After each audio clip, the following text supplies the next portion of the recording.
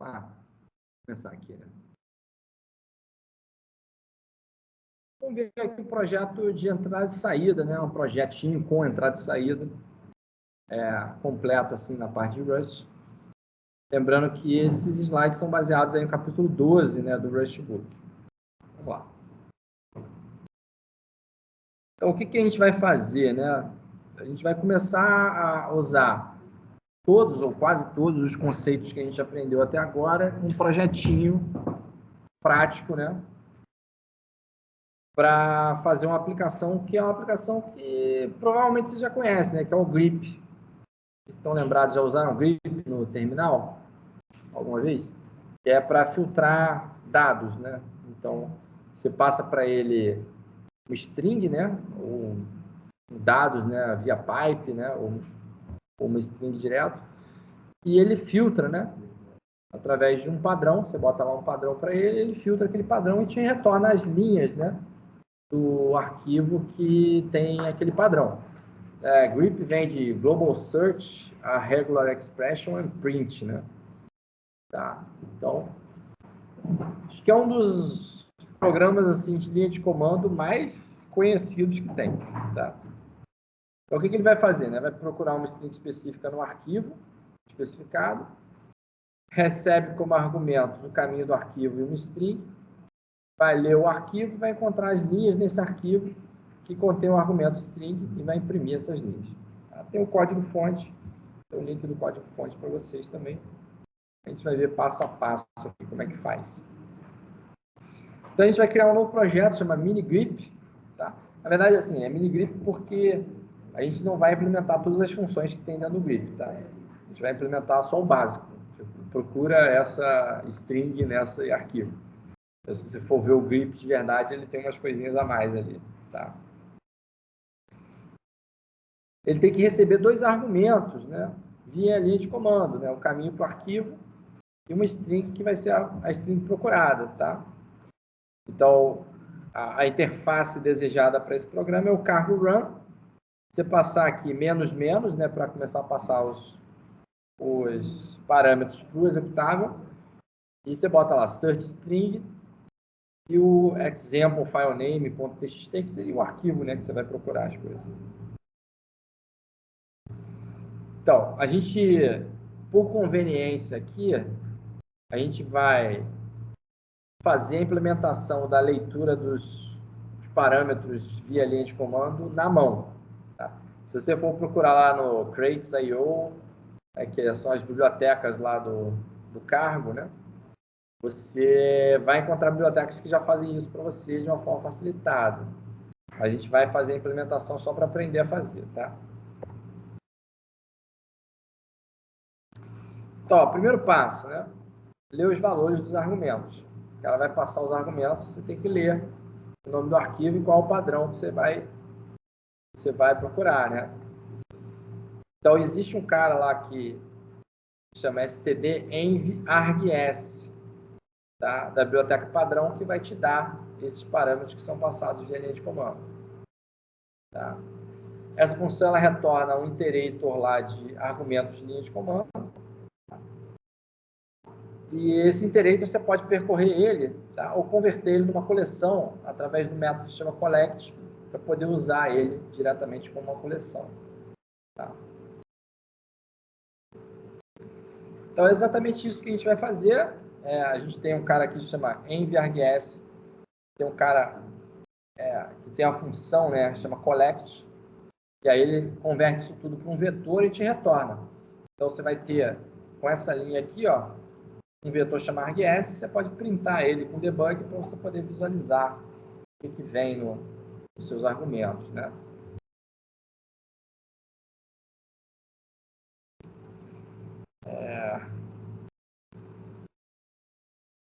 Cuidado com caracteres especiais, né? Caracteres Unicode nos seus argumentos, tá? Ele pode gerar pânico aqui em args se você passar caracteres Unicode inválidos, tá? Então, existe um cara mais específico, se você quiser tratar argumentos dependentes aí da linguagem do sistema operacional, que é o args OS, tá? que aí vem específico do seu sistema operacional. Tá? Por simplicidade, a gente não vai usar, a gente vai usar o ARGS normal. Vai usar o número e vai dar para string, né? A ARGS geralmente é uma coleção de string, vai vir tudo string. Tá?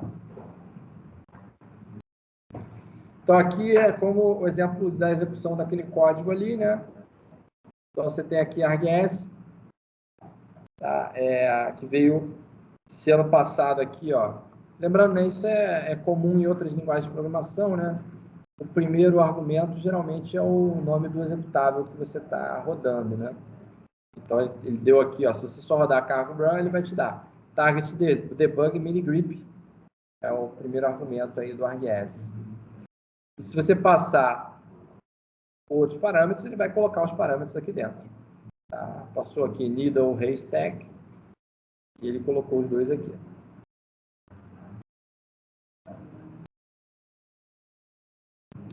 Como é que a gente acessa os argumentos dentro do programa, né?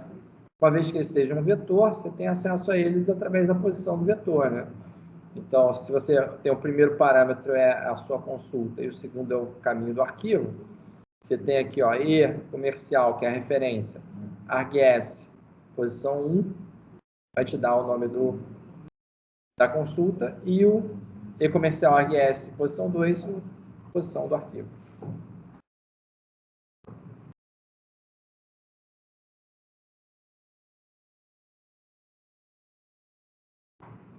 Se a gente tiver esse código-fonte aqui, né, que foi mostrado aqui, e rodar com esses parâmetros, teste e sample.txt, ele vai produzir essa saída aqui, search for test em file sample.txt. Tudo bem? Então, vamos lá. Aí na prática, como é que vai ser feita aqui a implementação, né? Eles colocaram lá um poema no arquivo poem.txt, poema lá de Emily Dixon, tá aqui o poema. Para a gente não importa muito, a gente só quer saber das strings ali dentro. E aí vai começar a usar a biblioteca padrão para, por exemplo, ler o arquivo, né? Então, a gente, inclusive, já viu, né, nas aulas anteriores, como é que fazia isso. Então, existe aqui da Standard Library, FS, que é File System, read to string, você pega o conteúdo do arquivo completo e lê para uma string. Tá? Tudo de uma vez só. Cuidado, porque, assim, né, para arquivos pequenos isso funciona bem. Se você tiver um arquivo grande, isso vai carregar o arquivo inteiro de uma vez na memória. Então, pode gerar alguns probleminhas. Para vocês que fazem aí disciplina lá com o Renato, né, de arquivos, você lê um arquivo gigante para memória, o negócio fica complexo, né? Bem complexo. Tá? Então, mas para o nosso caso serve, né? Então, a gente vai ler com o read to string. Tá?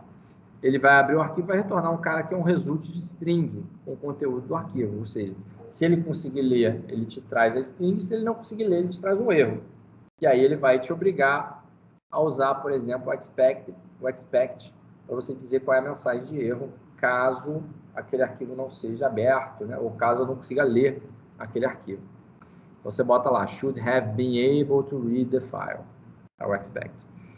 E, por fim, imprime o conteúdo do arquivo, né? Se conseguir ler o arquivo efetivamente. Então, o resultado da execução daquele programa ali é cargo run, ele está procurando aqui a string D no arquivo poem.txt. Por enquanto ele não busca nada, mas ele vai imprimir aqui, ó, searching for D, e vai imprimir o poema todo aqui. Tá? E aí, tranquilo, né? Aí agora vamos começar a fazer uma reestruturação do código para melhorar o tratamento de erro, né, modularidade. Então, assim, isso aqui é bom, né, para a gente poder começar a saber como organizar um programa no Rust, tá? Então, assim, uma coisa é você fazer um programa em Rust e sair escrevendo tudo main, tá? Que não é adequado. Outra coisa é você conseguir organizar ele direitinho. Tá? Então, o que ele está falando aqui? Esse código, apesar dele fazer o que a gente quer, né, ele tem 4 problemas, né? A nossa função main, ela realiza 2 funções, que é separar os argumentos e ler o arquivo. Então, ela está tendo mais de uma responsabilidade ali. Tá?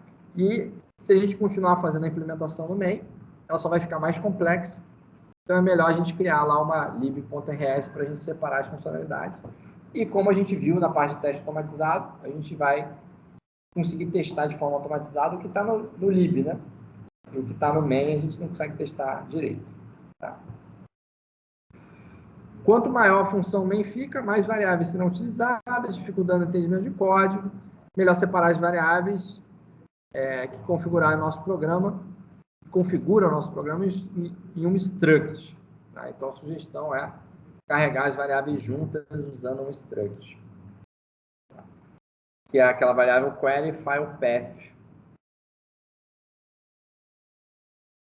Enquanto a gente tem outras variáveis aí que são para programação, né, da lógica do programa, que é o contents. Né?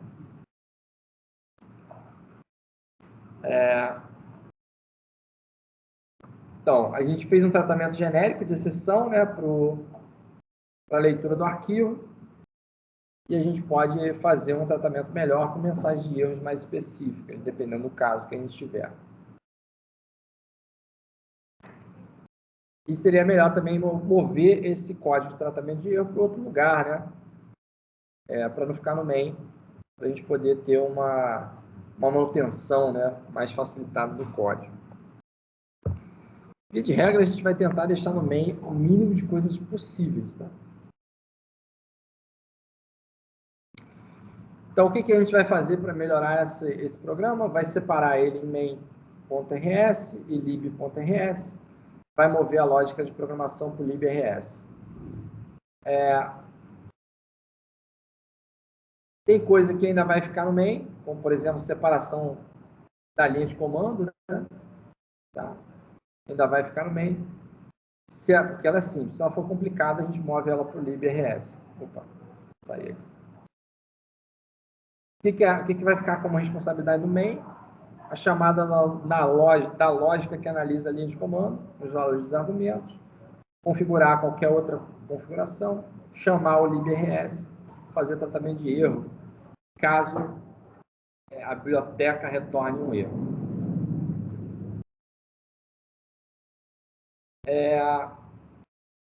Beleza. Aqui a gente está separando as funcionalidades, né, a lógica do programa, né? E o main a gente não vai conseguir testar diretamente, então é interessante a gente conseguir colocar tudo no lib.rs. Então vamos lá, por partes, né? Primeiro, separar a funcionalidade da separação dos argumentos e uma nova função que chama parse config. Está sendo chamada aqui, ó.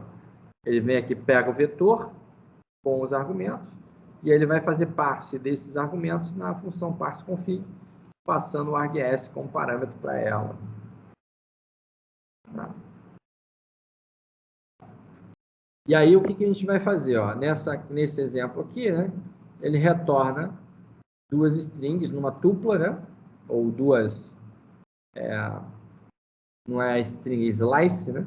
2 slices numa tupla. Mas aqui a gente ainda não criou o struct ainda. Então, a próxima refatoração é criar um struct. Tá? Então, você pode receber como parâmetro aqui a função parseConfig, usar os argumentos, né, que você passou, né, receber os argumentos, e retornar um config, que é um struct com query file path. Aqui, ó, por conveniência, né, para a gente não ter que ficar controlando tempo de vida ou controlando ponteiros específicos para esses argumentos que a gente está usando, foi usada a função clone. A função clone, ela cria uma cópia de uma determinada string. E aqui ele cria 2 cópias, uma cópia de cada argumento da string e usa elas para compor o teu struct config e retorna esse cara.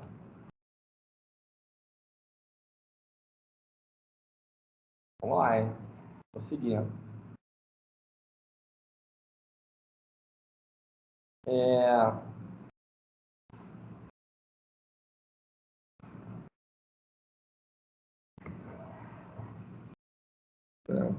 Então, aqui é só para constar aqui, né, que essa variável args, né, ela é proprietária dos valores aqui dos argumentos que são passados, né, e ela só empresta eles para o parse config, né.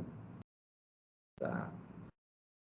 E aí agora esse código está um pouquinho mais organizado, né, mostrando que você recebe aqui, você passa aqui o parse config e você recebe o config, que é um struct, e aí você pode usar esse config aqui, query file path, tá, do lado de fora. Inclusive também na parte de leitura, que você usa você precisa lá do file path.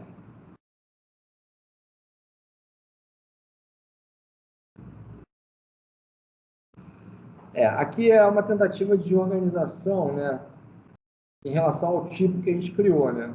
A gente não precisa ter o parse, né, do config sendo associado diretamente a ele durante a criação desse config. Ó. Esse cara aqui que está sendo modificado agora. Como é que você cria o config novo, né? Aqui esse parse já faz parte aqui do config, né? Na verdade não faz parte, né? Ele está aqui, ele não tem um self ainda, né? Mas aqui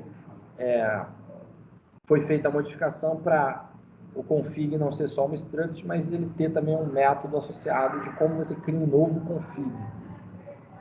Tá? E aí, esse novo config é a implementação do config, né?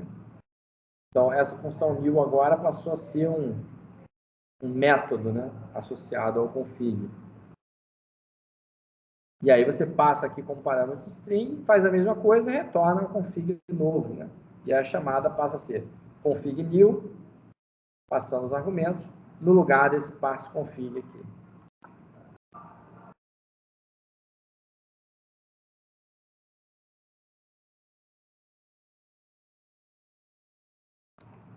Nesse momento do código, né, se você rodar o teu programa sem nenhum argumento, ele vai falhar aqui com index out of bound. Porque você espera 2 argumentos, que é o nome da consulta e o nome do arquivo, você não está passando nenhum. Então, ainda tem que ser feito algum tratamento de erro, né? Para mostrar uma mensagem mais amigável, né, para o usuário. Você não deveria deixar o usuário chamar o teu programa e simplesmente falhar, né? Isso aqui pega mal pra caramba, né? Então, o que a gente pode fazer, né, num primeiro momento, a gente, quando lê os argumentos, se a gente tiver uma quantidade de argumentos menor do que o que a gente espera, é já lançar um panic aqui e interromper o programa, uma vez que a gente não vai conseguir usar esse programa com a quantidade menor de argumentos, tá? Então, ele lança aqui, ó, panic, not enough arguments, e aí vai te dar essa mensagem aqui, ó, thread main panic, not enough arguments, e é onde aquilo ali aconteceu. Se você quiser, você pode fazer esse tipo de tratamento de exceção dentro da função, em vez de chamando o pânico diretamente lá na função, você pode retornar um result, onde você carrega os erros que você gerou, né, no resultado dessa função. Se você não quiser fazer o tratamento, digamos assim, completo, encerrar o programa, né? Se você não quiser encerrar o programa dentro da sua função. Então, aqui, como é que é feito, né? O retorno dessa função aqui é um result, que tem que dizer qual é o tipo quando for ok e qual que é o tipo quando der um erro, tá? E aí, aqui dentro, você faz o tratamento e faz o retorno, né, de um erro se você tiver a quantidade menor de argumentos, ou o retorno ok, caso você tenha a quantidade de argumentos necessária.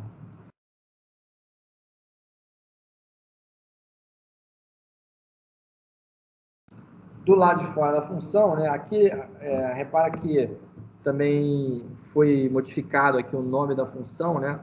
O nome da função era new, Mas o new a gente não fica esperando que dê algum problema, né? Dê alguma exceção nisso. Então, eles trocaram para build, né? Para a gente esperar aí que possa ter uma falha, né? No momento de criar esse cara. Qual que é a questão aqui, né? A gente poder fazer um tratamento desse erro. A gente tinha uma função que chama unwrap, que é a função que, quando a gente retorna um erro, ele vai lá e chama um panic. Só que se você quiser fazer uma mensagem customizada por conta de um erro que foi feito na função, né, um erro que a função retornou, você tem essa outra função que chama unwrap or else, onde esse else vai ser o que você vai fazer caso aconteça um erro. Tá? Aí aqui vem uma partezinha da linguagem que a gente não viu nos capítulos anteriores, né, nas aulas anteriores, que é o que a gente chama de closure, ou aqui no nosso caso é uma função, né? Só que é uma declaração de uma função simplificada. Então, por exemplo, quem já trabalhou com Java ou JavaScript, isso aqui é como se fosse um arrow function. Estão lembrados lá de arrow function? Era aquele abre e fecha parênteses e a setinha, o igual e o maior que. Isso cria ali, com uma sintaxe simplificada, uma função que te diz quais vão ser os argumentos que vão ser passados na função e te dá o corpo ali da função. Então, é essa parte aqui que eu estou falando. Ó. No Rust, o arrow function, ele tem essa sintaxe, né? Você bota lá aquela barra em pé, né, para separar os argumentos, né? O pipe, né? Aqueles dois pipes ali separando os argumentos. E abre um corpo aqui, ó. Abre um corpo de uma função e implementa a função. A sintaxe, comportamento é similar a um arrow function. Tá? Então, o que isso aqui está sendo feito? Ó? Unwrap or else, aqui você tem uma função que recebe um parâmetro, que é o erro, e aí dentro dessa função você faz a implementação do tratamento do erro. Então, ele colocou aqui o seguinte, ó, problem parse arguments, e aqui imprimiu qual que é o erro. E aí, para encerrar de uma forma mais amigável, digamos assim, né? Ele deu um process exit 1, um código de retorno 1, que geralmente é um código de erro. Tá? Então, o que isso aqui está fazendo? Está fazendo um tratamento de exceção, mas está te mostrando assim, cara, eu não preciso para todo programa que eu for tiver um erro, tascar um panic no nível mais baixo onde você teve um erro, você consegue retornar isso com result e tratado lá de fora. Tá? É o similar a você fazer um throw, só que aqui, em vez de você fazer um throw, você retorna. E aí você tem que tratar no retorno da função.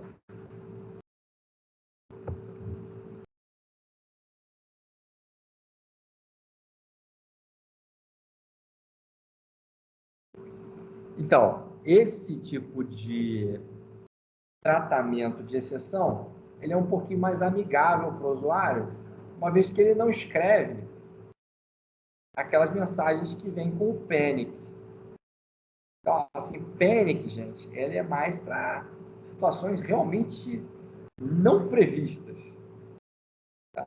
Exceções que podem colocar o teu programa num estado que você não consegue se recuperar dele, e aí você precisa encerrar imediatamente a execução do programa. Repara que esse tipo de situação, você passar a quantidade de argumentos errada, ela não é uma situação assim inesperada, né? É uma situação que a gente espera que o usuário faça. É um tratamento de entrada do usuário. Então, eu não deveria tratar isso com panic. Tá? Meu programa não deveria entrar em pânico por conta de uma entrada errada de usuário. Tá? Ele deveria tratar de uma forma amigável. Tá? Imagina o usuário executando o programa, esse tipo de mensagem aqui, ele é adequada para o usuário. Mas o que a gente tinha antes era isso aqui, ó. Imagina o usuário lendo isso aqui. Main thread, panicked, add. o programa entrou em pânico, o usuário vai achar que esse programa está com algum problema, né? Na verdade está, né? Porque a gente está fazendo um tratamento de exceção dizendo para o cara que o programa está falhando. Então, deixa o Panic para situações desse tipo, tá? Entradas, situações onde seu programa não pode se recuperar e que não são previstas, né, pelo usuário. Tá? Por exemplo, se tiver um programa que usa um banco de dados e aí, de repente, o teu banco de dados vai lá e cai, você não consegue mais acessar o banco, tá? Provavelmente você vai querer entrar em pânico porque a tua aplicação não vai conseguir fazer nada com aquilo. E você não ter uma conexão com o banco de dados não é uma situação esperada, é uma situação inesperada. E que você não consegue se recuperar dessa situação. Provavelmente. A menos que você fique num loop esperando, sabe? Esse tipo de coisa. Vamos lá. Aí, continuando a organização do programa, tá? Tirar a lógica, né, do main. Tirar a lógica de execução do programa do main. Então, o que foi feito aqui foi criar uma função que chama run, que é a função, basicamente seria o nosso main, só que dentro da biblioteca. Fala assim, roda essa biblioteca. A gente tem uma função run que faz isso. Então, o que a biblioteca tem que fazer. E aí, essa função run, ela recebe uma configuração que vai ser montada aqui em cima, né? Aqui não está o código completo, mas ele foi montado aqui nos outros slides, né? Através dessa função build, né? Está lá atrás, que era essa parte aqui, né? Que aqui está new, mas aí depois se tornou build, tá? Mas não, a chamada não foi mostrada ali, né? Não, está aqui, ó. Está aqui a chamada.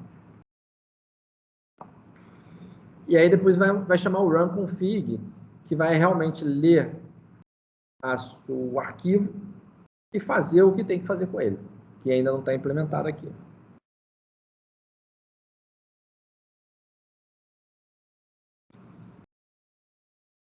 O que a gente vai fazer também, né, nessa função run?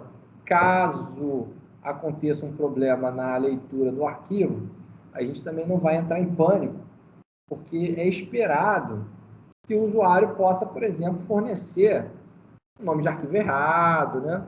Um arquivo que você não tem permissão de leitura. Então, assim, isso ainda faz parte do tratamento da entrada de dados do usuário. Tá? Aí aqui vai começar a aparecer uma sintaxezinha também diferente, que a gente não viu nas aulas anteriores. Tá? O que tem diferente aqui é esse cara aqui, ó. Box dyn error. Tá? Esse cara aqui é o que a gente chama de um smart pointer, né? Que basicamente é um ponteiro para uma variável que vai morar numa posição de memória diferente. Em vez dele morar numa stack, ele vai morar na heap. Tá?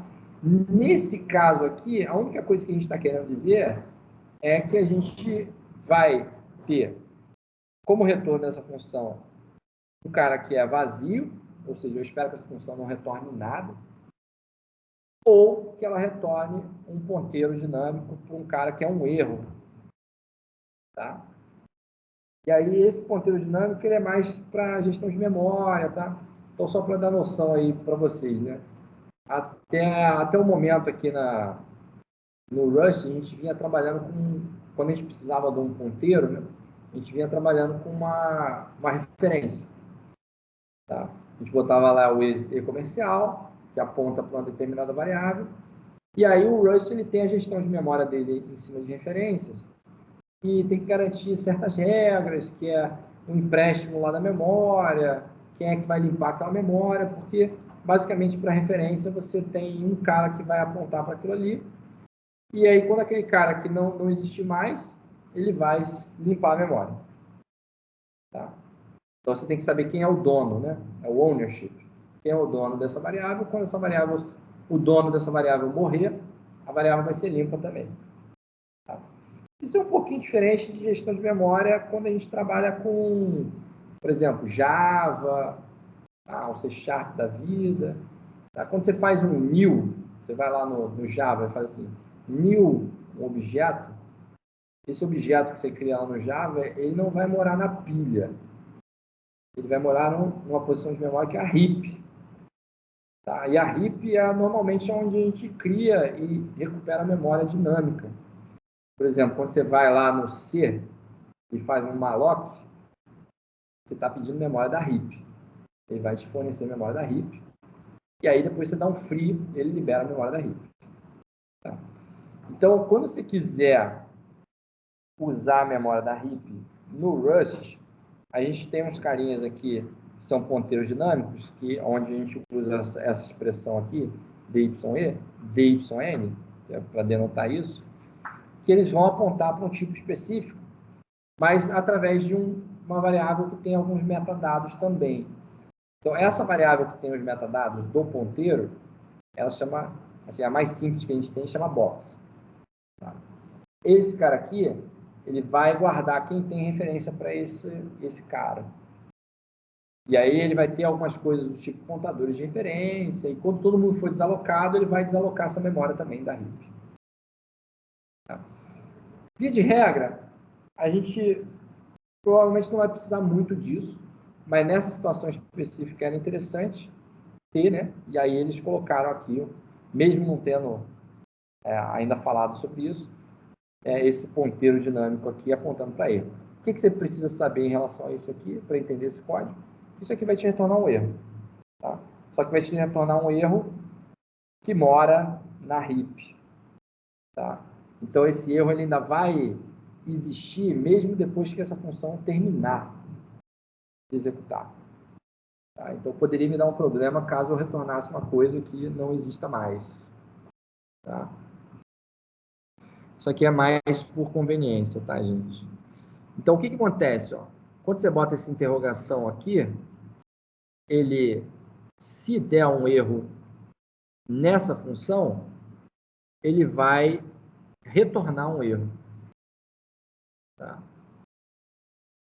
Então, aqui o tratamento de erro para essa função aqui interrogação se não der erro, eu executo e coloco os dados aqui em content e continuo a execução. Se der erro, ele lança uma exceção. Ele vai lá e retorna. Então, retorno do erro. E aí, esse retorno do erro vai ser encapsulado nesse box e vai ser mandado de volta para quem chamou essa função run. Tudo bem? Caso contrário, ele vai retornar ok com vazio.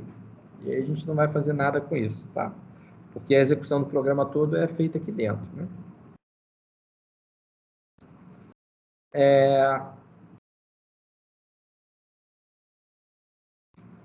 Beleza. É isso que eu estava explicando. Se a gente rodar o código do jeito que ele está aqui, ele vai dar um warning falando que o nosso código ignorou o valor do result e que esse valor pode indicar que um erro aconteceu, né? Então, assim, o compilador ele vai lembrar a gente que você deveria ter algum tratamento de erro, né? E aí vai pedir para você fazer uma coisa desse tipo aqui, né? Que é o seguinte, quando eu rodar o run, fazer algum tratamento de erro. Nesse caso aqui foi feito com if let, tá? Que faz a comparação se o que foi retornado dessa função aqui, ele é equivalente ao que está desse outro lado aqui, tá? Que é basicamente o erro, né? E caso seja, ele faz a atribuição para essa variável que está aqui, que é o erro. Tá? E aqui dentro faz o tratamento. Então, o que ele vai imprimir aqui? Ó, application erro que está sendo feito aqui, process exit 1. Tá?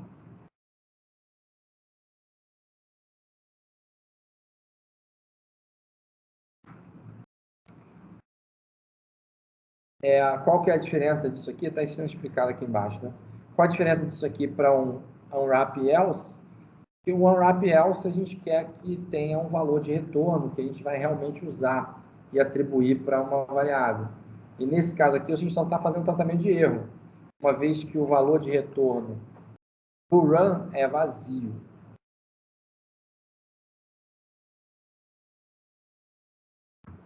Tá? Então isso aqui assim, parece muito, né?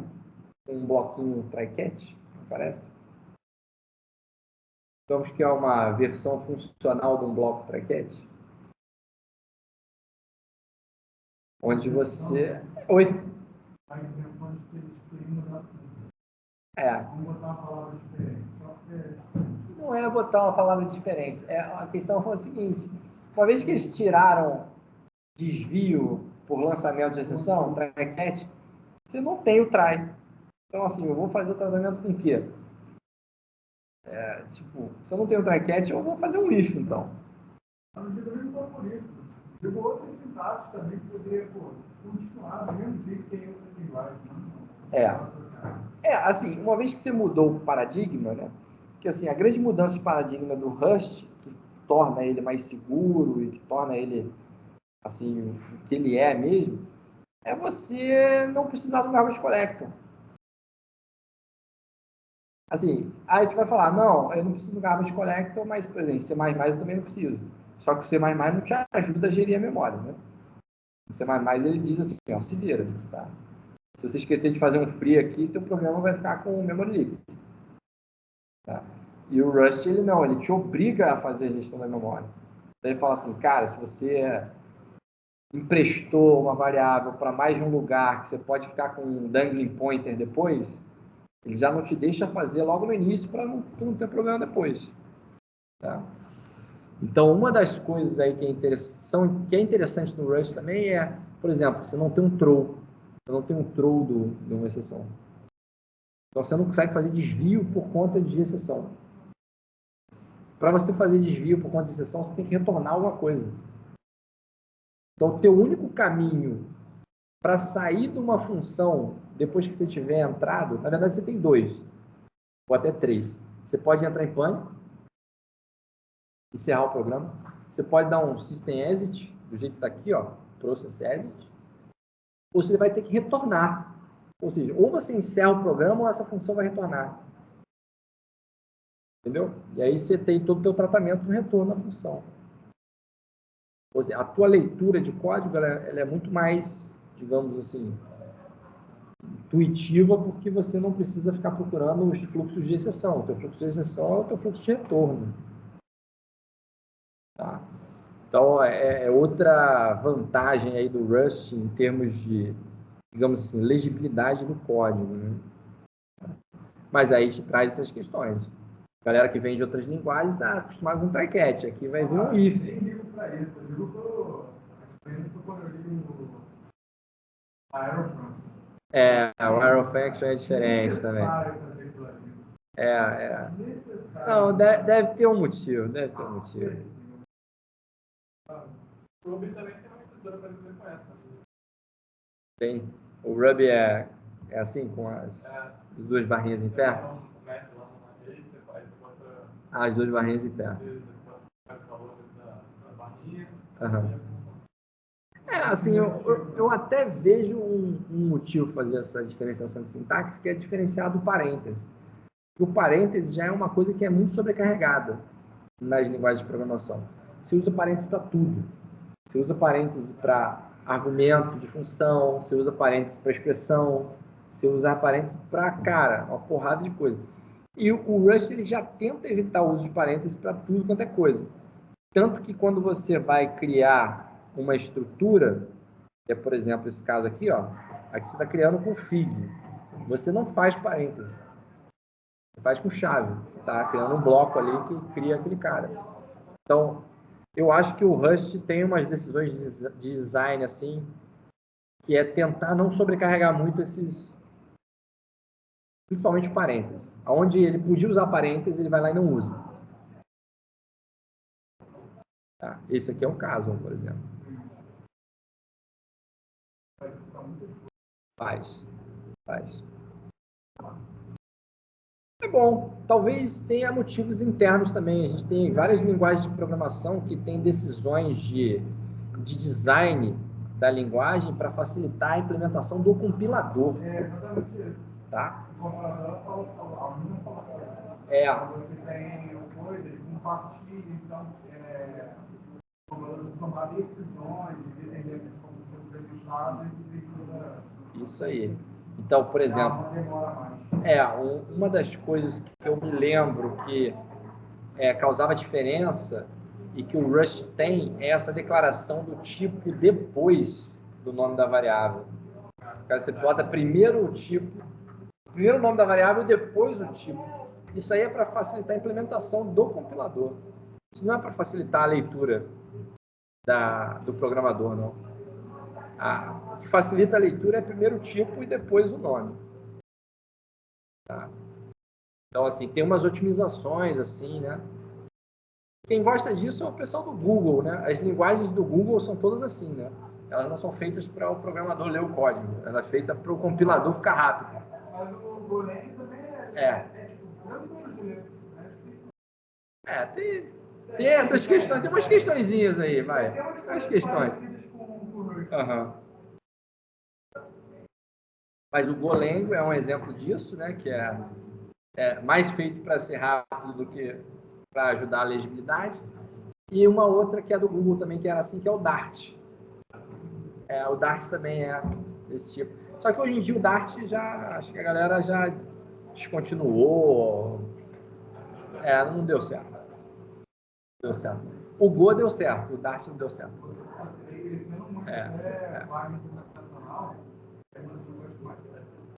Mas fica ligado que o Rust é o cara que está passando por cima do Go, né? Que a galera que já fez desenvolvimento em Go, quando tem que migrar para outra coisa, migra para o Rust.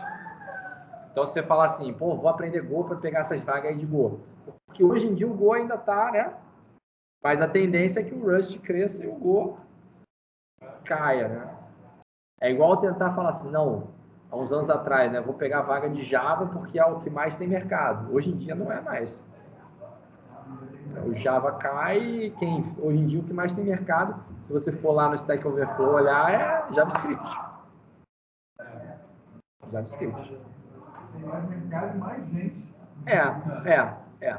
Todo mundo agora entra via front-end, aí tá limpado. E aí a tendência também é o quê? É o TypeScript ir crescendo também e o JavaScript nem tanto, porque a galera que gosta do negócio bem feito mesmo, sente falta de declarar tipo. Entendeu? Ninguém fala. Quando eu saí de JavaScript para TypeScript, qualquer projeto agora que eu pego JavaScript, eu odeio. É muito ruim você não saber o que está acontecendo. O pessoal fica perdido, sabe? Assim, eu não fico não, sabe? Eu até gosto de falar assim, passa aqui qualquer coisa, o negócio vai embora. Mas não, mas tem a galera que sente falta e faz diferença quando você vai ver a quantidade de defeitos, coisa e tal. Tem uns estudos que mostram lá que acho que até 15%. Tem até 15% menos defeito por conta de declaração explícita de tipo. Tá? Então, vale a pena. Dá um pouquinho mais de trabalho, mas o resultado é mais confiável. É muito desempenho. Mercado Rust é assim, quem precisa de processamento de alto desempenho e que seja confiável também. Então, por exemplo, um estudo de caso que é famoso de migração de Go para Rust é o Discord. Que era feito em Go, os caras migraram para Rust porque eu preciso de alto desempenho no Discord, que ele faz transmissão de áudio e acho que até vídeo, né? Em tempo real. Então, assim, eu não posso ficar perdendo pacote. Cara, a diferença entre os dois é muito. É pouca para. E assim, eles fazem a comparação, geralmente a performance, né? Tem uns estudos de performance que aí faz comparação do Go com o Rust, ou com outras linguagens, né? E com C. Geralmente o baseline, o pessoal compara, é o C. É o ANSI C. Você não consegue ser mais rápido que o ANSI C. Não consegue. Só se tu programar assembly. Tá? Mas tu não consegue. Então o baseline é o C. E aí os caras comparam com o C. E aí, assim, a comparação do Go com o C era 1.5. Ele levava o tempo do C mais 50%, assim, em benchmarks. E o do Rust era tipo assim, 1.04, 1.05. Então era tipo assim, se você comparar um com o outro, é um ganho de performance de 10 vezes. É bastante coisa. Para o cara que precisa de desempenho mesmo, o cara migra. O cara migra. E se você estiver preocupado com gestão de memória ainda, aí o Rust faz um serviço assim excepcional. Tá?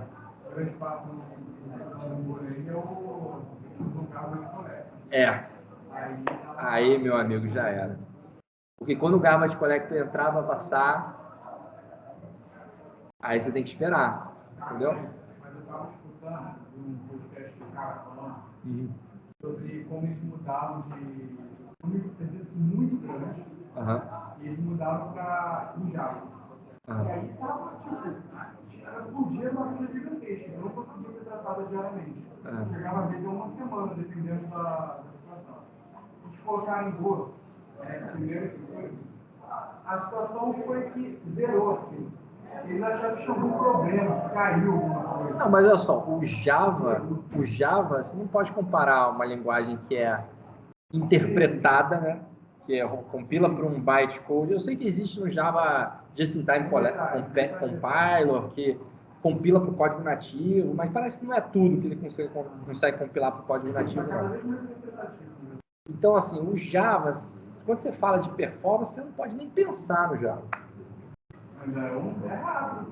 O que acontece é assim, você pega alguns frameworks que ele não é implementado em Java por baixo. Ele é implementado em outra linguagem, mas a casca é do Java só para você conseguir migrar mais fácil. Então, tem casos famosos, né? Por exemplo, o Android. O Android ele era Java, aí ele sofreu o processo lá da Oracle, que processou o Google, porque eles estavam usando o código Java e o código era deles. Aí eles falaram assim, aí deu uma bafafá danada, porque eles falaram assim, a gente só usou a interface, porque por baixo não é Java. Tá? Você tem a interface todinha, a API todinha do Java, só que a implementação por baixo não é Java. Tá? É implementado código nativo, etc, etc. Então, esse é um dos casos. E outros casos, eu não sei muito bem, mas tinha uns softwares de alto desempenho também que você programava em Java e por baixo dos panos não é Java. Tipo um C. Fortran. É igual tu pegar pacote em Python ou em R e achar que está implementado em Python ou em R por baixo. Você chega lá num NumPy da vida. Tem nenhuma linha de código em Python ali embaixo, entendeu? É só a casca. E pegar os pacotes de estatística em R. Os negócios são tudo implementados em C ou em Fortran, cara.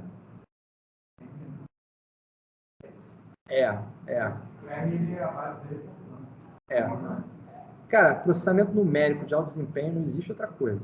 É Fortran. Tá? Não existe nada que supere Fortran em processamento numérico de alto desempenho.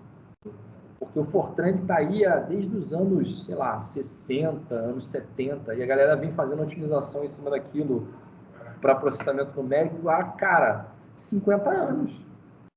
Mais de 50 anos de evolução em processamento numérico. Você não tem como superar aquilo, não. É mais fácil de usar. Então, assim... E assim vai. Mas o Rust está aí. E assim, cara, hoje em dia, se você precisa de desempenho e segurança em termos de memória, ele é uma das melhores opções, assim, sem sombra de dúvida. Tá? Tanto que as empresas estão usando. Assim. Você vê coisas grandes sendo feitas em Rust, porque coisas sendo migradas para Rust. Então, falam do kernel, né? Umas partes lá que estão migrando para Rust para dar segurança.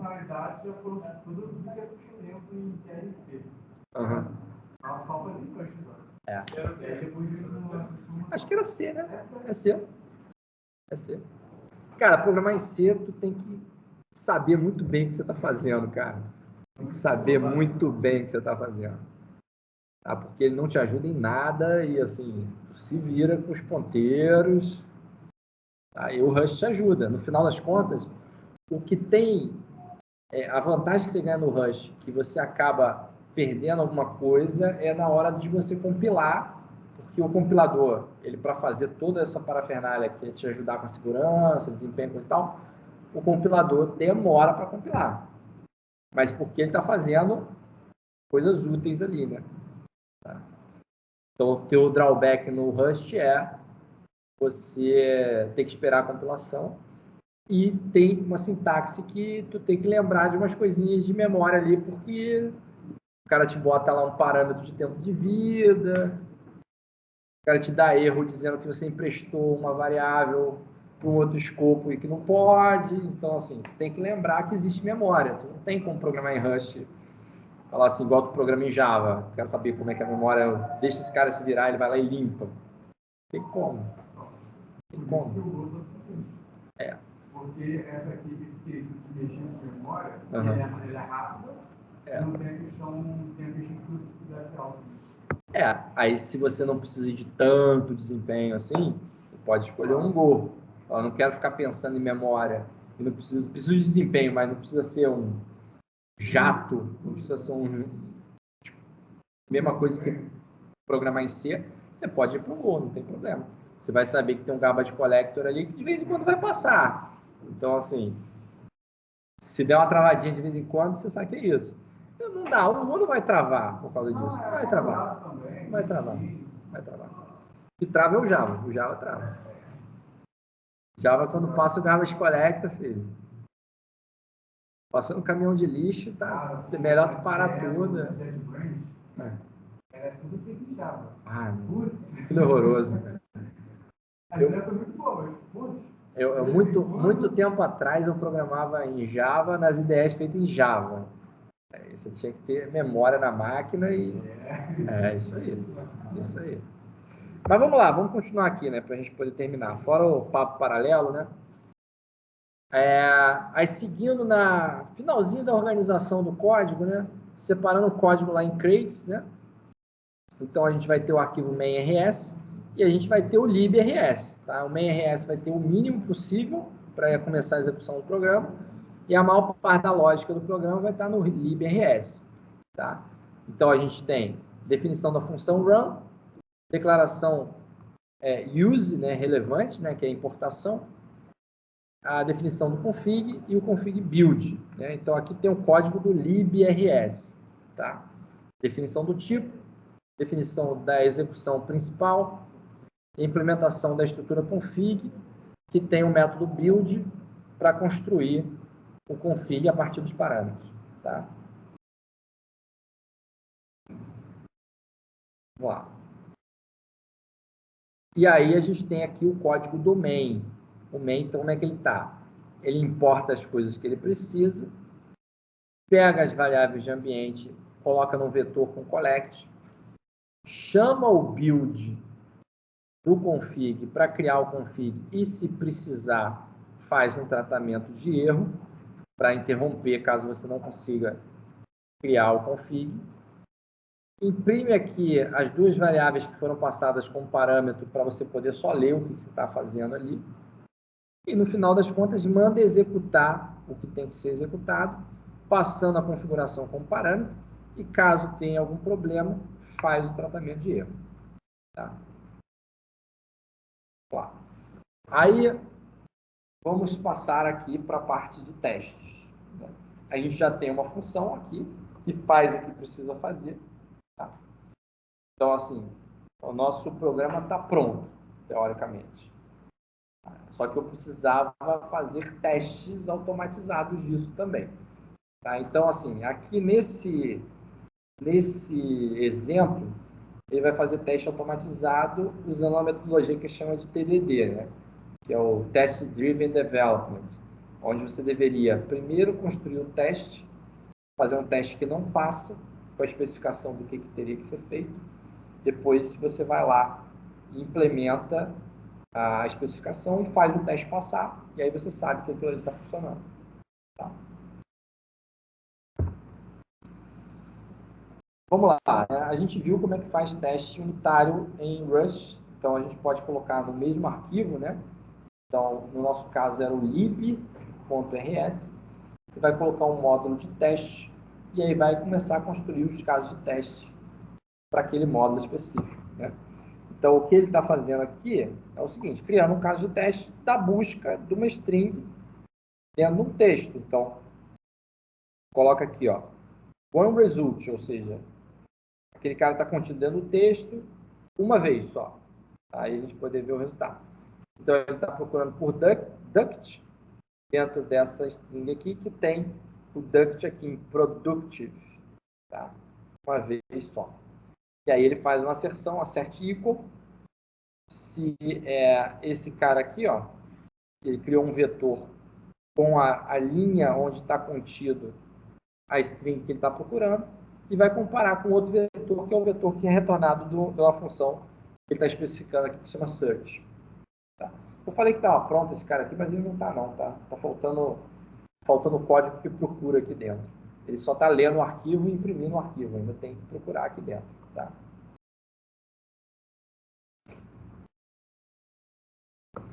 Então, a função que vai procurar é essa search que vai ser construída. Né? Então, primeiro tem aqui um teste que usaria search, mas search não existe. Tá? E com a especificação do que esse search tem que fazer. E aqui está a assinatura da função, né? Porque para você rodar esse teste, você tem que ter no mínimo a função, né? O cabeçalho dela e uma implementação dummy para você conseguir rodar. Né? Então, assim, está aqui a implementação dummy com a assinatura da função. Ele tem um search aqui tem um parâmetro de tempo de vida das variáveis para fazer a associação do tempo de vida de retorno com essa variável aqui, que é o contents, e não com query, tá?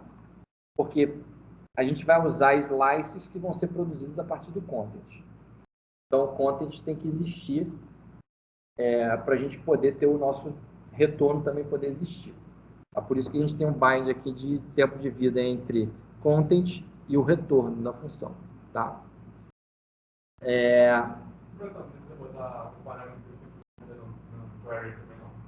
Não precisa porque você não vai usar. Você fala assim, esse cara ele tem um tempo de vida próprio dele, mas eu não vou vincular com nenhuma outra variável. Então, ele tem um tempo de vida, tá? Que não está declarado ali, só porque a gente não precisa vincular ele com ninguém. Se você fosse usar ele dentro da função, ou a vincular ele com algum com um retorno, com outro parâmetro, ou com alguma coisa aqui dentro, você poderia fazer a declaração aqui e colocar o tempo de vida dele. Tá? Mas como eu não estou usando, eu simplesmente ignoro. Tá? Aqui o que é importante é ver que esse cara aqui está vinculado com esse outro aqui. Ó. Esses dois aqui são juntos. Tá?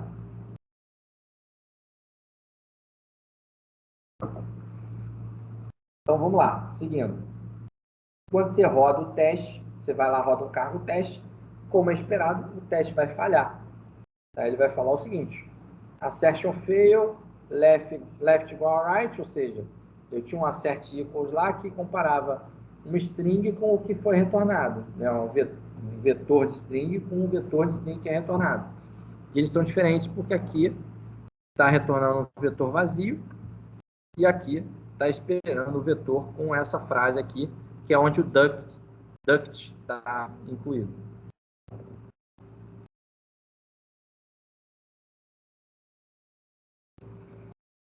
Aí, beleza, né? TDD. Construí primeiro o teste, agora eu vou construir a implementação que faz esse teste passar.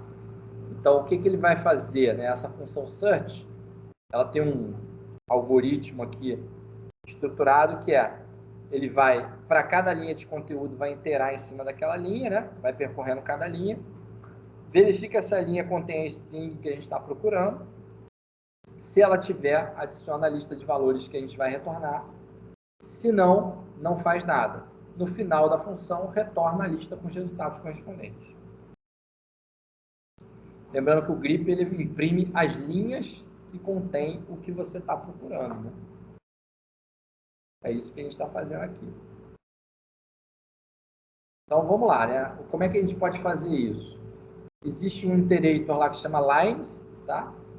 Onde, depois que eu li um arquivo, eu posso pegar e usar os lines desse arquivo. Né?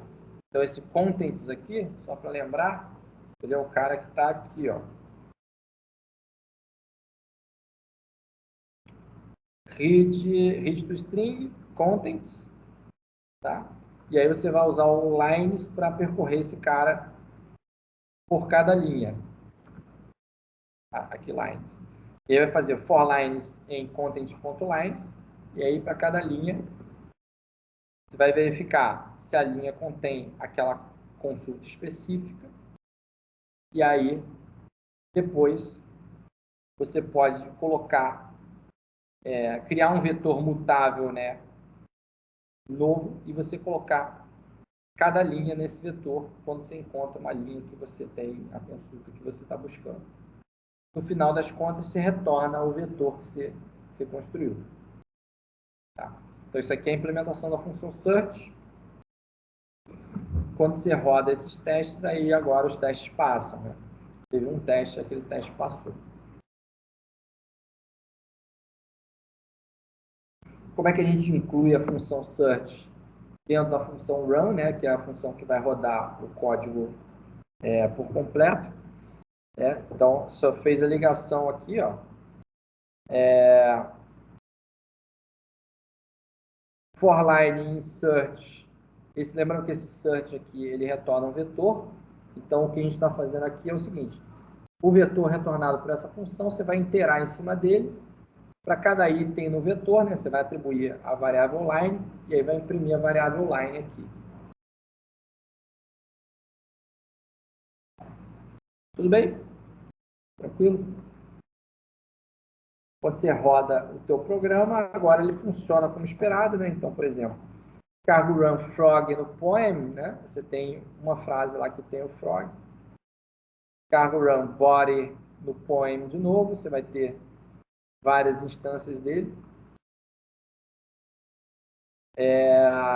Cargo run monomorphization no poem, você não encontra nenhuma vez. Tá? E ele não te retorna nada, né? Ele executa com sucesso e não te retorna nada. Tá? Aí mais um exemplinho aqui, só para vocês verem assim, o que é possível também fazer quando a gente está rodando aí linha de comando, né? Vai criar uma variante aqui do grip para poder ser case sensitivo ou case insensitivo. E aí vai usar uma variável de ambiente para definir se é sensitivo ou não sensitivo. Assim, esse exemplo aqui é mais para te mostrar como ler uma variável de ambiente do que eu deveria fazer isso com a variável de ambiente, porque, na minha opinião, era melhor que você fizesse isso com um parâmetro, tá? Passasse um parâmetro na linha de comando para dizer se você quer case sensitivo ou não, tá? Mas aqui ele está te mostrando o seguinte, eu posso usar uma variável de ambiente e vou te mostrar como é que usa uma variável de ambiente, tá? Então, aí vai ter a função search, vai ser implementada 2 vezes, né? Então, onde você vai ter... na verdade, esse aqui é o código do teste, né? Primeiro. Então, a gente já tinha um teste que era o teste case sensitive, que continua a mesma coisa, só trocou o nome da função de teste. E agora vai ter uma função nova, case insensitive, que vai botar aqui, vai procurar por Rust aqui com esse case completamente maluco aqui. E vai ter Rust aqui dentro do meu conteúdo. E essa busca ela tem que funcionar, tá? Ou seja, ele tem que me retornar aqui 2 linhas, que é Rust e Trust, né? Que Trust contém Rust aqui também. Tá?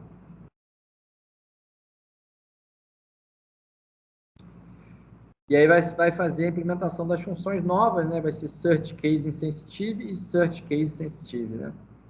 Para conseguir fazer a implementação.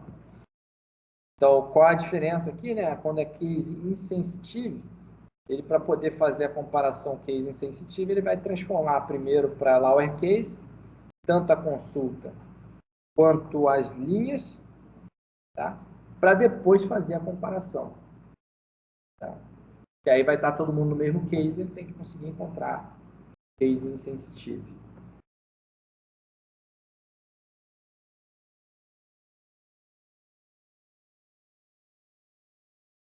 Cuidado que esse lowercase só funciona com Unicode básico. Tá? Se você tiver caracteres que são não são possíveis de serem convertidos para lowercase, isso aqui provavelmente vai dar um erro, tá?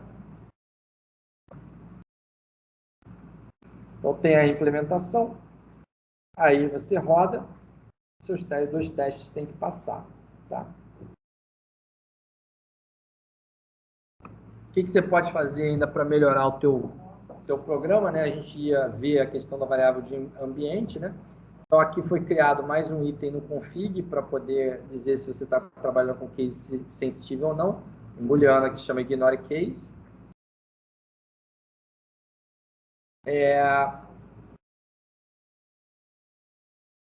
Onde que vai ser verificado aqui, ó, né? Config ignore case. Se for case insensitivo, ele vai chamar aqui o case insensitivo. Senão ele vai chamar só o search normal. A variável de ambiente que vai ser lida para poder fazer isso funcionar vai chamar ignore case. Tá? Lembrando que geralmente a gente usa a variável de ambiente tudo com letra maiúscula, né? E aí ela vai ser lida usando o env var. A gente já estava usando a stdenv para ler variáveis dos argumentos, né? Que é o stdenv arg, tá? Que era passado... Ele não está aqui presente nesse código. Mas aqui para ler a variável de ambiente é env var, o nome da variável de ambiente. E aí existe uma função aqui que chama isOK para saber se essa variável está setada ou não. Se ela tiver setada, isso aqui retorna true. Se não tiver setada, ele vai retornar false. Tá? E aqui a gente não está querendo saber qual é o valor que está sendo setado, tá? Só se a variável está setada ou não. Então tem aqui, ó, let ignore case. No final das contas, se você rodar esse programa aqui, né, que vai verificar se o ignore case está setado ou não, e vai atribuir aqui no config, né, na hora de buildar o config, e com aquelas outras modificações, como é que você passa aqui a variável de ambiente em linha de comando, né? A primeira execução não está passando nada, então ele vai fazer a comparação case sensitive, e aí se você passar ignore case, ó, você coloca o nome da variável de ambiente e a atribuição de um valor para ela antes de começar a linha de comando, e aí você roda a linha de comando, ele vai considerar esse cara como presente nas variáveis de ambiente para a execução, tá? E aí ele vai fazer a busca case insensitive.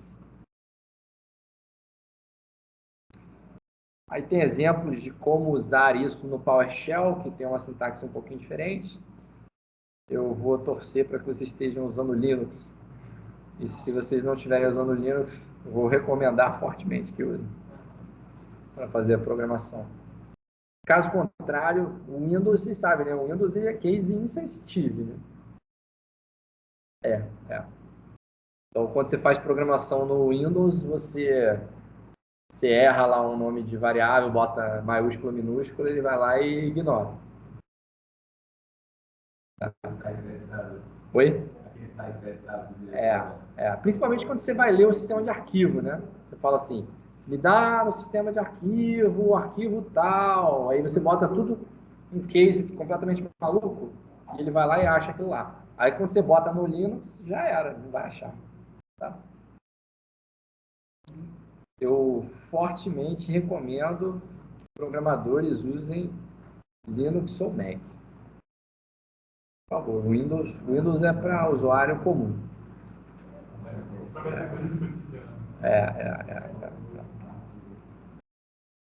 Windows é para quem quer usar o Office ou quer jogar. Basicamente isso. Você tem dois motivos na sua vida para usar o Windows. Office ou jogos. Todos os outros motivos te levam ao Linux ou ao Mac. Tá bom. E se você quiser, também tem uma questão aqui que é o seguinte: mensagem de erro. O ideal seria sair na saída de erro, né? No standard de erro. E não no standard I/O, né? Então, quando a gente tem mensagem com println, ele sai na saída padrão. E às vezes a gente precisa que saia na saída de erro, né? Tá? Então, por exemplo, aqui o exemplo do grip, né? Onde você passa um arquivo para ele usando artifícios de linha de comando, né? Você vai direcionar a entrada, o standard I/O, a entrada para ele, né? E aí você pode ter ignorado ali ou quando você manda a saída, né? Você pode ter ignorado suas mensagens de erro. Então, por exemplo, esse tipo de execução aqui, né? Direciona toda a saída para um arquivo de texto. E aí, se você estiver printando alguma coisa dentro do teu programa, ele vai sair para esse arquivo. E aí, a sua execução, você não vai ver nada caso no console, caso tenha a saída de erro, tá? Então, o ideal é, para saída de erro, coloca standard de erro, tá? Então, como é que a gente faz isso? O Rust ele tem uma função que chama E, tem um Ezinho na frente, println. Que em vez de printar para a saída padrão, ele vai printar para a saída de erro, tá? E aí você coloca aqui, ó, para quando você for printar erros, né? Você usa o E println, que aí isso vai sair na saída de erro para você. Ou seja, quando você rodar o programa dessa forma, que você está direcionando a saída padrão para um arquivo, você ainda vai ser capaz de ler a saída de erro no console. Tá? E é isso, pessoal. Acabou. Esses slides aí são baseados no capítulo 12, né, do Rust Book. Vou parar aqui a gravação.